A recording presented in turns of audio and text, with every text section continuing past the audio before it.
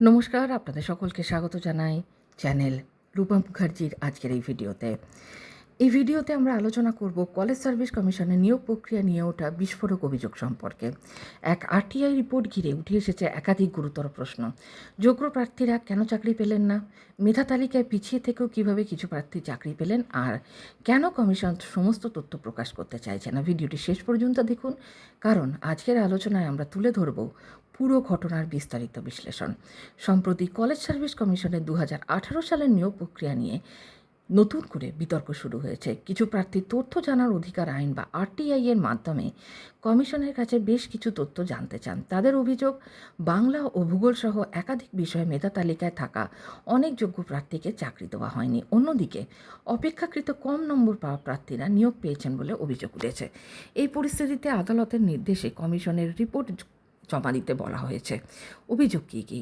অভিযোগ, কমিশন পূর্ণ মেধা তালিকা প্রকাশ করেনি। কোন প্রার্থী কত নম্বর পেয়েছেন তাও জানানো হয়নি। কত শূন্যপদ ছিল সেটাও স্পষ্ট করা হয়নি। সাক্ষাৎকার বা ইন্টারভিউ নম্বর গোপন রাখা হয়েছে। নেট বা সেট যোগ্যতার ক্ষেত্রে নিয়ম সঠিকভাবে মানা হয়নি বলে অভিযোগ উঠেছে। এখানে সবচেয়ে বড় প্রশ্ন হচ্ছে, যদি নিয়োগ স্বচ্ছ হয় তাহলে সমস্ত তথ্য প্রকাশ করতে সমস্যা কোথায়? আরটিআইতে কি জানা গেল? আরটিআই সূত্রে জানা গেছে কিছু ক্ষেত্রে ইন্টারভিউতে 20 নম্বর পর্যন্ত রাখা হয়েছিল। অনেক প্রার্থীর দাবি, এই ইন্টারভিউ নম্বরই পুরো মেধা তালিকার অবস্থান বদলে দিয়েছে, কারণ লিখিত পরীক্ষায় ভালো নম্বর পাওয়া অনেক প্রার্থী শেষ পর্যন্ত পিছিয়ে পড়েছেন। এই পুরো ঘটনায় হাইকোর্টে মামলা দায়ের করা হয়েছে। আদালত কমিশনের কাছে রিপোর্ট তলব করেছে। বিচারপতির পর্যবেক্ষণ অনুযায়ী নিয়োগের স্বচ্ছতা বজায় রাখা অত্যন্ত জরুরি। এখন সকলের নজর কমিশনের পরবর্তী পদক্ষেপের দিকে।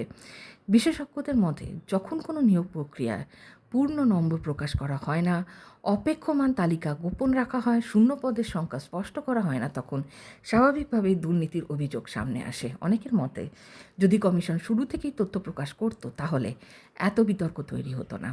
চাকরি প্রার্থীদের বক্তব্য, আমরা শুধু স্বচ্ছ নিয়োগ চাই।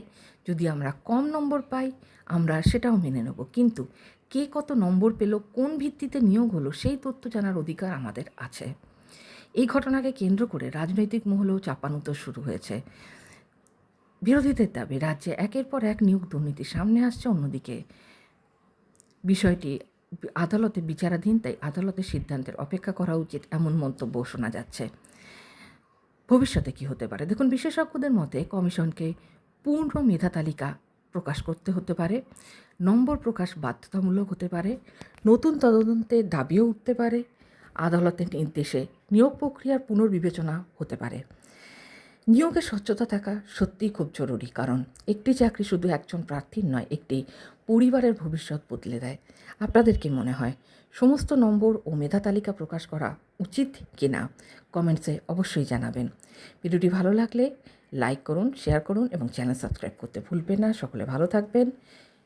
দেখা হচ্ছে পরের ভিডিওতে। ধন্যবাদ, নমস্কার।